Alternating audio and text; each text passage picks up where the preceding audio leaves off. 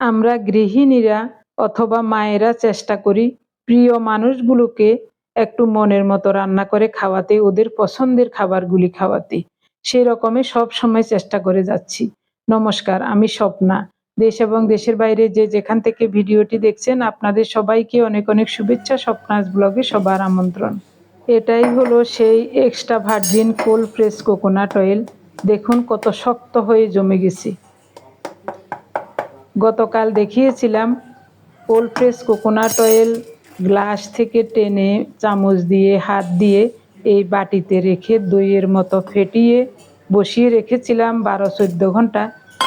এরপর রাতে বাটিটা ফ্রিজে নর্মালে রেখে দিয়েছিলাম, সারা রাত ফ্রিজেই ছিল। এখন সকালবেলা বের করে দেখছি কোকোনাট অয়েলটা শক্ত হয়ে উপরে জমে আছে আর জলীয় অংশটা নিচে পড়ে আছে, ওটা ফেলে দেব। এখন এই কেকটাকে ভেঙে ভেঙে 1 টেবিল চামচ পরিমাণ হবে এরকম টুকরো টুকরো করে বয়মে রেখে দিচ্ছি। প্রতিদিন হলুদ চা খাওয়ার সময় 1 টুকরো করে গ্লাসে নিয়ে নেব। কিছুদিন যাবৎ আমার পার্থও হলুদ চা খাচ্ছে, তাই আমাদের 3 জনের জন্য সবসময় হলুদ বাটতে হয়। 1.5টা নারিকেল দিয়ে কোকোনাট অয়েল বানিয়েছিলাম। এখন নারিকেল আর নারিকেলের দুধটুকু কি করি দেখুন। শুকনো আতপ চালের গুঁড়োর সাথে স্বাদ মতো লবণ দিয়েছি। এরপরে নারিকেলের দুধ দেব। নারিকেলের দুধটুকু আমি ফ্রিজে রেখে দিয়েছিলাম।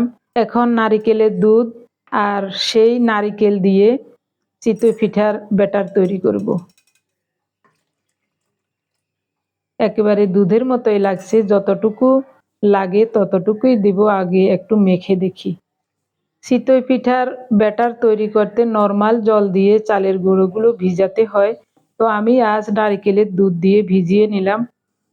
আরও 1 চামচ দিলাম। এখন দিচ্ছি সেই নারিকেলগুলো ব্লেন্ডারে 2-1টা ঘুরান দিয়ে পরিষ্কার কাপড়ের সাহায্যে চিপে দুধটা বের করে নিয়েছি। তবে একেবারে বেশি কড়াভাবে চিপি নাই, একটু ভিজা ভিজা রেখেছি, তাই নারিকেলের স্বাদ এবং ঘ্রাণ অটুট থাকবে। শুধু তেলটা থাকবে না, আর সবই থাকবে। নারিকেলের যে একটা মিষ্টতা আছে ওটাও আছে। এখন দিচ্ছি ফোটানো গরম জল। হাত দিয়ে মাখানো যাচ্ছে।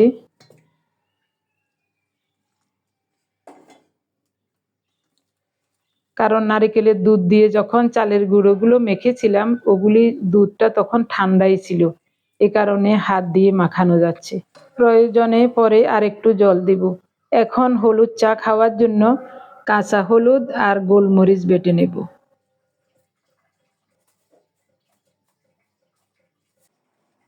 হলুদ চা খেয়ে ওনার কিছু মুখে দিতে হয়, তাই প্রথমে একটা পিঠা বসিয়ে দেই, ফাঁকে ফাঁকে হলুদ বেটে নেব। ব্যাটারে আরও একটু জল মিশিয়েছি, এরকম হয়েছে। প্রথমে ছোট করে একটা দিয়ে দেখি হয় কিনা।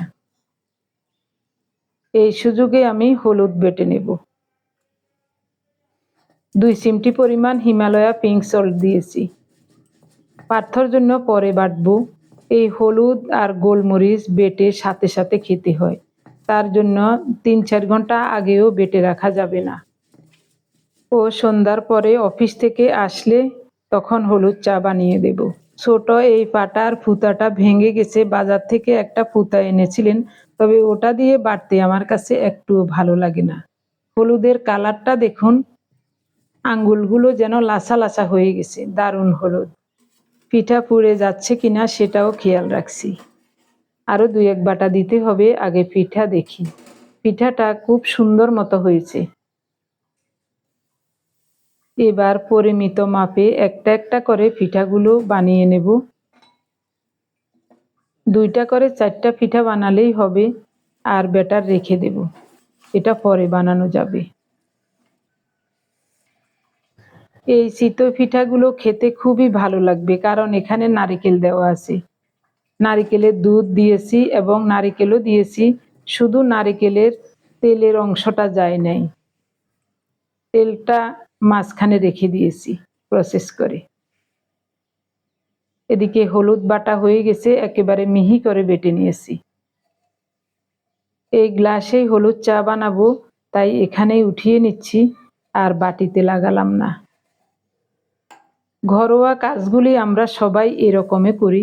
আপনাদেরকে দেখানোর জন্য যদি কিছু করতাম তাহলে খুব সুন্দর মতো সাজিয়ে গুছিয়ে করতাম।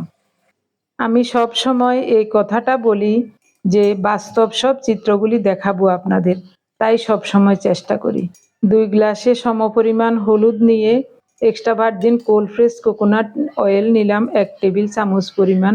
এরপরে নর্মাল জল দিয়ে একটু গুলে নেব। তারপরেই গরম জল দিলে পানীয়টা হবে কুসুম গরম। এখন দিচ্ছি ফোটানো গরম জল। সব সময় এই জিনিসগুলি আপনাদের সাথে শেয়ার করি, কারণ হলো এটা আমার দৈনন্দিন কাজের একটি অংশ।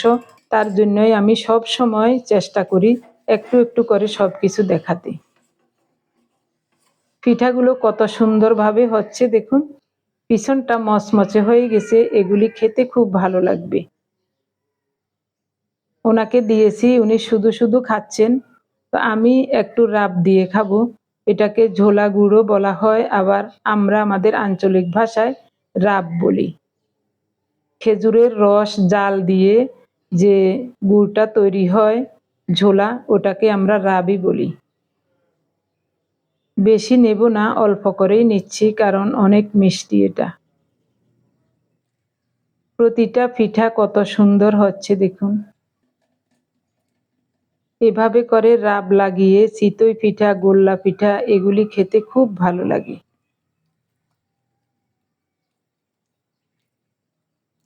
দারুণ লাগছে খেতে, সুন্দর গ্রানও আছে রাবের, এই জন্যই অনেক ভালো লাগছে। 5টা পিঠা বানালাম, আর বানাবো না, চুলাটা অফ করে দিয়েছি। এখন ব্যাটারটা ফ্রিজের নরমালে রেখে দেব। শুকনো শিমের বিচি শুকনো খোলায় ভেজে নিচ্ছি। শিমের বিচি দিয়ে করলা রান্না করব। শিমের বিচিগুলো বালি দিয়েও ভাজা যেত, তো আমি শুকনো খোলায় ভেজে নিচ্ছি, একটু ফাটিয়ে নিয়েছি, এবং সবগুলো শিমের বিচি খুব সুন্দর মতো ভাজা হয়ে গেছে এবং ফেটেও গেছে। এবার এটাতে করে শিমের বিচিগুলো ভেঙে খোসা ছাড়িয়ে নেব। একটা সোয়েটারের হাতা কেটে রেখেছি, তো এটা বিভিন্ন কাজে লাগে। আমি যখন মরিচ বাটি, এটা আগে ফ্লোরে বিছিয়ে এটার উপরে পাটা বিছাই, তাহলে আর মরিচ বাটার ঘষাঘষিতে যে একটা পাটার শব্দ হয়, ওই শব্দটা পুরা বিল্ডিংয়ে ছড়িয়ে যায়, ওই জিনিসটা আর হবে না। আমি সব সময় এরকমই একটা কাপড় রেখে দিই। সোয়েটারের হাতার মধ্যে ঢুকিয়ে কয়েকটা বাড়ি দেওয়ার সাথে সাথে শিমের বিচি থেকে খোসাগুলো আলাদা হয়ে গেছে কত সুন্দরভাবে দেখুন, একেবারে সহজ পদ্ধতি। ঝেড়ে খোসাগুলো ফেলে দিয়েছি, বাকি যা আছে এগুলো ধোয়ার সময় চলে যাবে। 2-3 বার করে ভাসিয়ে ভাসিয়ে ধুয়ে নিয়ে নর্মাল জল দিয়ে সিদ্ধ বসিয়ে দিলাম। এদিকে আমি সবজিগুলো কেটে নেব। পটল দিয়ে মিনি মাছের চচ্চড়ি করব, তার জন্য পটলগুলো কেটে নিচ্ছি। পটলগুলো খোসা ছাড়িয়ে ধুয়ে নিলাম, এখন এরকম লম্বা লম্বা করে কেটে নেব। খোসাগুলো রেখে দিয়েছি, এটা বাদাম দিয়ে বাটা করব। নতুন পটলের তরকারি খেতে যেমন চমৎকার, খোসা বাটা করলেও তেমনি চমৎকার লাগবে, তাই খোসাগুলো রেখে দিয়েছি। করলা, পটল, টমেটো সব ধুয়ে নিয়েছি কাটার আগেই, এখন শুধু কেটে নেব। ওদিকে শিমের বিচিগুলো বলক আসার পর চুলার তাপটা একেবারে কমিয়ে ঢেকে রেখেছিলাম, মনে হচ্ছে এতক্ষণে সিদ্ধ হয়ে গেছে। বেশি সময় লাগবে না, গ্যাসও তেমন খরচ হবে না, কারণ বলক আসার পর চুলার তাপটা একেবারেই কমিয়ে রেখেছিলাম। দেখুন কি সুন্দর মতো সিদ্ধ হয়ে গেছে। এখন দেব 4-5টা ফালি করা আদা পাকা কাঁচামরিচ। করলাগুলো, হাফ চা চামচ হলুদ গুঁড়ো, স্বাদ মতো লবণ, ভালো করে নেড়ে চেড়ে মিশিয়ে দেব। আবারও ঢাকা দিয়ে অল্প তাপে রান্না করব কিছুক্ষণ। করলা সিদ্ধ হতে বেশি সময় লাগবে না, শিমের বিচিগুলো কিন্তু সিদ্ধ হয়ে গেছে, তবে একেবারে ভাঙবো না, যেন একটু গোটা গোটা থাকে, ওই রকমই রান্না করব। এই রান্নাটা আমার বাবা খুবই পছন্দ করতেন, আমার কাছেও অনেক ভালো লাগে, তাই প্রতি বছর শুকনো বিচির সিজনে এইভাবে করলা রান্না করি। অল্প তেলে গোটা জিরা ফোড়নে দিলাম, ফোড়নটা রেডি হলে এখন করলার তরকারি দিয়ে দেব। অল্প তেল মশলায় সহজ এবং চমৎকার একটি রান্না। তবে করলাটা কিন্তু তিতা লাগবে না। অনেকেই ভাববেন হয়তো করলা তিতা লাগবে, না, এটা তিতা লাগবে না।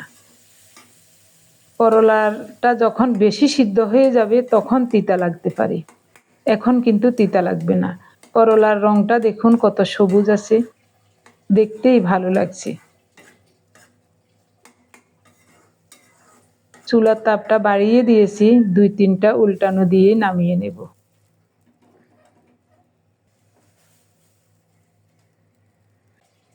অল্প তেলে 1 মুঠো চীনাবাদাম ভেজে নিচ্ছি।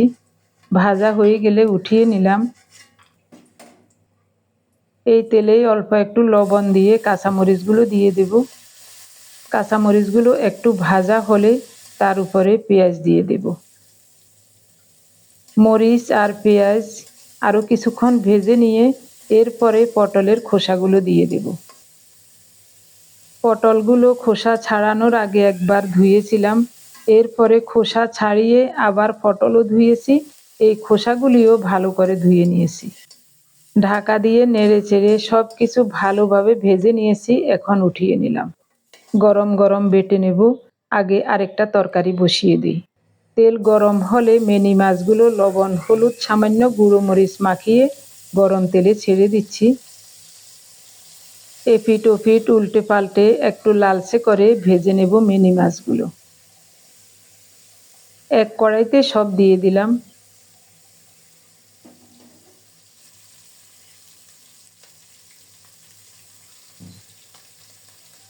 কি সুন্দর লাল লাল করে ভাজা হয়ে গেছে।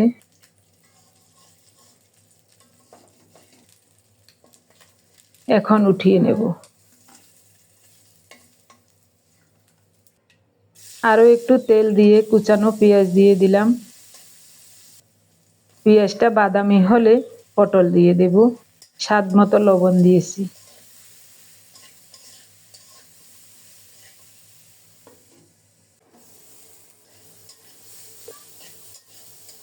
নেড়ে চেড়ে ঢেকে ঢেকে পটল আর পেঁয়াজ ভালোভাবে ভেজে নেব।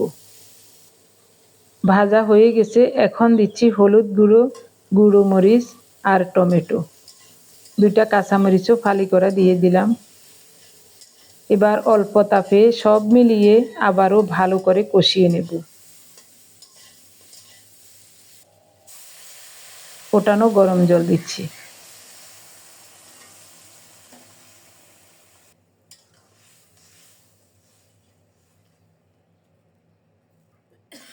মাখো মাখো রান্না করব, তাই বেশি জল দিলাম না। চাউল ধুয়ে আগেই পাতিলে রেডি করে রেখেছিলাম, এখন ফোটানো গরম জল দিচ্ছি, সাথে সাথে বলক এসে যাবে। এরপরে চুলার তাপটা একেবারেই কমিয়ে ঢেকে রান্না করব।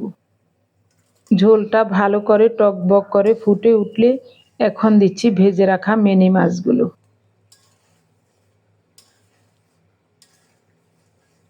নেড়ে চেড়ে সবজির সাথে মিশিয়ে দিয়ে ঢেকে রান্না করব। এই সুযোগে আমি ভর্তাটা পিষে নেব। ভর্তার উপকরণগুলো ঢেকে রেখেছিলাম, তাই তেমন ঠান্ডা হয়নি, এখনো গরম আছে।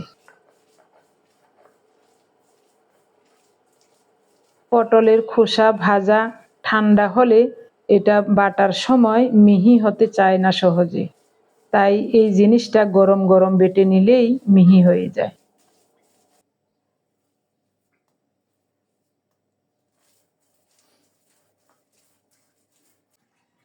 এভাবে 2-3 বার করে ভর্তাটা পিষে নিলাম। এদিকে আমার মাছের তরকারিটাও খুব সুন্দর মতো হয়ে গেছে। এরকম মাখো মাখো ঝোলে রাখবো, বেশি কমাবো না। ওদিকে ভাতও হয়ে গেছে, এখন ভাতের মাড়টা ঝরিয়ে রাখবো। রান্না শেষ। রান্নার ফাঁকে ফাঁকে রান্নাঘরটাও ধুয়ে মুছে পরিষ্কার করে নিয়েছি, বাসনপত্র সব ধুয়ে নিয়েছি। এখন আপনাদেরকে দেখাই আমার আজকের রান্নাগুলো কেমন লাগছে দেখতে। দেখুন, 3টা রান্নাই লোভনীয়। আমি প্রতিদিনই চেষ্টা করি ঘরে থাকা সাধারণ উপকরণ দিয়ে এটা সেটা করে ওদিক সেদিক করে 2-1টা তরকারি বাড়াতে, খাওয়ার সময় যেন তৃপ্তিমতো 2 মুঠো ভাত খেতে পারি। এক বেলাই তো ভাত খাই, তাই এই খাবারটাকে মুখরোচক করার জন্য যত চেষ্টা। ঘরে কোনো অতিথি না থাকলে আমি সব সময় চেষ্টা করি একটা ভর্তা, ভাজি বা শুটকি এ ধরনের তরকারি রাখতে, কারণ এই তরকারিগুলো আমরা দুজনেই খুবই পছন্দ করি। এ ধরনের খাবারই আমরা অনেক ভালোবাসি। যেমন করলার এই রান্নাটা থাকলে আর কিছুই লাগে না, শুধু এটা দিয়ে পেট ভরে ভাত খাওয়া যায়। আবার ধরুন এ ধরনের একটা চমৎকার পাটায় বাটা ভর্তা থাকলে শুধু এটা দিয়েও ভাত খাওয়া যায়। তারপরও আমরা ২-৩ পদ সবসময় রান্না করার চেষ্টা করি সবাই। ক্ষুধার জ্বালায় ভাত খাওয়া আর আগ্রহ নিয়ে ভাত খাওয়ার মধ্যে অনেক তফাৎ, এটা এখন উপলব্ধি করতে পারছি। আগে যখন ক্ষুধার জ্বালায় ভাত খেতাম তখন ক্ষুধা লাগলে শুধু লবণ দিয়ে মেখেও এক থালা ভাত খেয়ে নিতাম। আর এখন আমরা ক্ষুধার জ্বালায় ভাত খাই না, আগ্রহ লাগলে তখনই খাই। এই জন্যই সব সময় ২-১টা তরকারি রান্না করি যেন ভাত খেতে আগ্রহ লাগে। তবে ক্ষুধা না লাগলেও পেট ভরে ভাত খেতে পারি। আগে যখন প্রচণ্ড ক্ষুধা লাগতো তখনও পেট ভরে ভাত খেতাম। এই দুটা খাওয়ার মধ্যে অনেক পার্থক্য, এই জিনিসটা এখন বুঝতে পারছি। ওনাকে জিজ্ঞাসা করছিলাম রান্নাগুলি কেমন হয়েছে, উনি বলছেন খুবই চমৎকার হয়েছে। এই কথাটা শোনার জন্য আমরা গৃহিণীরা সারা জীবন কতই না পরিশ্রম করে যাচ্ছি। আপনারা তো সবাই জানেন, যারা আমাদের ভিডিও নিয়মিত দেখেন, আমরা ২৪ ঘন্টায় একবার ভাত খাই। অনেকেই বলেন ২৪ ঘন্টায় একবার কেন, বারবার করে খাবেন, ২ বার করে খাবেন বা ৩ বার করে খাবেন।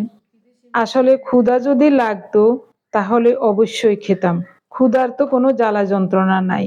তাহলে শুধু শুধু ভাত খেয়ে নিজের পেটটাকে ভারী করব কেন, আর শরীরটাকেই বা নষ্ট করব কেন? আগে তো না বুঝে অনেক খেয়েছি এবং শরীরে বিভিন্ন ধরনের রোগও ছিল। এখন বুঝে শুনে পরিমিত খাবার অল্প সময়ের মধ্যে খাই, বাকি ১৬ থেকে ১৮ ঘন্টা, কোনো সময় ২০ ঘন্টাও না খেয়ে থাকি। একটা মানুষ সুস্থভাবে বেঁচে থাকার জন্য একবেলা খাওয়াই যথেষ্ট। ক্ষুধাকে জয় করে নিয়েছি আরো ৫ বছর আগে, তাই এখন পেটে ক্ষুধার কোনো যন্ত্রণা নাই। তাই বলে মুখের রুচি থাকবে না সেটা কিন্তু নয়, মুখের রুচিও আছে, পেটে জায়গাও আছে। যখনই খেতে বসবো তৃপ্তিমতো খেতে পারবো। এজন্যই আমি সব সময় চেষ্টা করি একটু আমাদের প্রিয় বা মুখরোচক খাবারগুলি রান্না করতে। একটু পরিশ্রম হলেও এই কাজগুলি আমি আনন্দ নিয়ে করি, আমার কাছে খুব ভালো লাগে। একজন প্রিয় দিদি কলকাতা থেকে লিখেছিলেন একদিন, উনি আমাকে অনেক ভালোবাসেন, ভালোবেসেই লিখেছেন যে আপনি এত দেরি করে খাবেন না, আপনাদের বয়স হয়েছে, অন্তত ৩-৪ ঘন্টা পর পর অল্প অল্প করে খাবেন, একবারেই বেশি করে খাবেন না, তাহলে আপনাদের ক্ষতি হবে, হজমের সমস্যা হবে। দিদিমণির এই কথাগুলি আমরাও আগে বিশ্বাস করতাম, কিন্তু গত ৫ বছর যাবৎ এই কথাগুলি এখন আর বিশ্বাস করি না। ওভাবে খেয়ে খেয়ে আমরা দুজন একেবারেই অসুস্থ হয়ে গিয়েছিলাম। আমি তেমন অসুস্থ হই নাই, অসুস্থতার পথে ছিলাম। উনি তো গুরুতর অসুস্থ ছিলেন, ওনার ডায়াবেটিস ছিল, হাই প্রেশার ছিল, ব্যথা যন্ত্রণা এই সেই কত রকমের সমস্যা। যখনই বুঝতে পারলাম বারবার খাওয়ার কারণে শরীরে অনেক শক্তি জমে, একসময় ওই শক্তি ফ্যাট হিসাবে শরীরে সঞ্চিত হয়ে যায়, তখন আমরা আস্তে আস্তে মোটা হয়ে অলস হয়ে যাই। কাজকর্ম করতে ভালো লাগে না, শুধু খেতে ইচ্ছা করে, বারবার শুধু খেতে ইচ্ছা করে। যত খাই তত শরীর বাড়ে, আস্তে আস্তে বিভিন্ন ধরনের রোগে আক্রমণ করে। শরীরে জমে থাকা ফ্যাট আমাদেরকে অলস, অকর্মণ্য এবং রোগাক্রান্ত করে ফেলে। এক সময় আমরা বিভিন্ন ধরনের ঔষধের উপর নির্ভর হয়ে যাই, তখন খাবারের চেয়েও ঔষধ খেতে হয় বেশি। এভাবে করে করে অল্প বয়সে অকালেই অনেক প্রাণ ঝরে গেছে, তাই আমরা অকালে ঝরে যেতে চাই না। আমাদের সবার প্রিয় ডক্টর জাহাঙ্গীর কবির চারের দয়ায় এই তথ্যগুলো জানার পর এখন খাবার দেখলে ভয় লাগে। শুধু একবেলা খাই, চোখের ক্ষুধায় বা মনের ক্ষুধায় যেটাই হোক একবেলা খাই। ২৪ ঘন্টায় যদি একবারও না খাই তাও আমার কোনো সমস্যা হয় না, কারণ আমার শরীরে এখনও প্রচুর ফ্যাট আছে। আমরা 2020 সালে দুজনেই শরীরকে ফ্যাট অ্যাডাপ্টেড করে নিয়েছি। এখন আমাদের খাদ্য গ্রহণের 12 ঘন্টা পর থেকে শরীর নিজ থেকেই ফ্যাট বার্ন শুরু করে। যখনই আমাদের ফ্যাট বার্ন হয় তখন বুঝতে পারি শরীরে তখন প্রচুর শক্তি পাই। ডক্টর জাহাঙ্গীর কবির স্যার বলেন, মাছ মাংস দিয়ে 1 প্লেট ভাত খেলে শরীরে 4 ক্যালোরি শক্তি উৎপাদন হয়, আর শরীর থেকে 1 গ্রাম ফ্যাট ভাঙলে 9 ক্যালোরি শক্তি উৎপাদন হয়। তাহলে আপনারাই বলুন, খাবারের শক্তি বেশি নাকি ফ্যাটের শক্তি বেশি? যদি না খেয়ে 1 গ্রাম ফ্যাটও ভাঙতে পারি তাহলে দ্বিগুণ শক্তি পাই খাবারের চেয়ে। যাই হোক, রান্নাগুলি ভালো হয়েছে, খুব ভালো লেগেছিল খাবার খেতে। তো খাওয়া দাওয়া শেষে এখন থালা বাসনগুলো ধুয়ে নিচ্ছি। আসলে এতক্ষণ অনেক বকবক করে ফেলেছি, কারণ হলো ডক্টর জাহাঙ্গীর কবির স্যারের ভিডিওগুলি আমি নিয়মিত দেখি। যখনই সুযোগ পাই ওনার ভিডিওগুলি দেখি এবং শুনি, আর নিজেদের সাথে মিলিয়ে দেখি। ওনার কথাগুলি একেবারে 100-তে 100 সত্য। একটা কথাও উনি ভুল বলেন না। তাই কথার মধ্যে ওইসব কথাগুলি চলে আসলে বেশি বকবক করে ফেলি। আপনাদের কাছে হয়তোবা কারো কাছে ভালো লাগবে, কারো কাছে বিরক্ত লাগবে, তাই ক্ষমা সুন্দর দৃষ্টিতে দেখবেন প্লিজ। এখন বলছি আমার প্রিয় ভাই বোন বন্ধু স্বজন আপনাদের নামগুলো। গত 24 ঘন্টায় আপনারা যারা আমাদের অনেকগুলো ভিডিও দেখে কমেন্টস করেছিলেন, আমি আপনাদের সবার নাম খাতায় লিখে নিয়েছি। শুধু ইউটিউবে ভিডিও দেখে যারা কমেন্টস করেছেন তাদের নামগুলি লিখেছি। প্রথমে যার নাম লিখেছি তিনি হলেন সোনিয়া দেবী, তারপর রানু বেগম ইতালি থেকে, সুমন্তরা সেনাপতি, বিভা সেন গুয়াহাটি আসাম থেকে, ভারতী শর্ট ভিডিও, মল্লিকা ঘোষ শিলিগুড়ি থেকে, অনিতা ধর, সুনন্দা ব্যানার্জি কলকাতা থেকে, রুহামা জামিল উত্তরা ঢাকা থেকে, সঞ্চালী কলকাতা থেকে, রেখা মল্লিক গুজরাট থেকে, প্রীতেশ কুমার ব্যানার্জি মুম্বাই থেকে, তনুশ্রী বুনিয়া কলকাতা থেকে, নবীন ত্রিপুরা থেকে, রাজলক্ষ্মী দাস, মিতালি দত্ত আসাম থেকে, শিখা সিনারয় কলকাতা থেকে, বিনীতা সিদ্দিক, রুমা সেনগুপ্ত কলকাতা থেকে, চম্পা দেব, নীলিমা মাইজি, পিয়াল মুখার্জি কলকাতা থেকে, আই স্টুডিওস ইন্ডিয়া থেকে। আপনাদের সবাইকে জানাই অজস্র অজস্র ধন্যবাদ, অভিনন্দন এবং কৃতজ্ঞতা। এখন আমি যাদের নাম বলছি আমার প্রিয় ভাই বোন বন্ধু স্বজন, আপনারা সবাই প্রতিদিন কোনো না কোনো ভিডিও দেখে এক একজন 2 বার 3 বার 4 বার 5 বার 6 বার করেও কমেন্টস করছেন। তাই আপনাদের সবাইকে আবারও জানাই অজস্র অজস্র ধন্যবাদ, অভিনন্দন এবং কৃতজ্ঞতা। এভাবে সবাই আমাদের সাথে থেকে স্বপ্নাস ব্লগ চ্যানেলটি এগিয়ে নিয়ে যাবেন আশা করছি। যদি কোনো সমস্যা না থাকে আপনারা কে কোথায় বসে আমাদের ভিডিও দেখে কমেন্টস করছেন জানাবার অনুরোধ রইল। আজকের সম্পূর্ণ পর্বটি দেখে কেমন লেগেছে অবশ্যই কমেন্টস করে জানাতে ভুলবেন না। সবাই ভালো থাকুন, সুস্থ থাকুন, দেখা হবে আগামী পর্বে। আপনাদের সাথে কথা বলতে বলতে আমার আজকের দিনের রান্না, খাওয়া, বাসন মাজা সব কাজ সমাধা হয়ে গেছে। এরপর আর কোনো কাজ করব না। এখন হাত মুখ মুছে সোফায় বসে আপনাদের কমেন্টসগুলি দেখব আর রিপ্লাই দেব।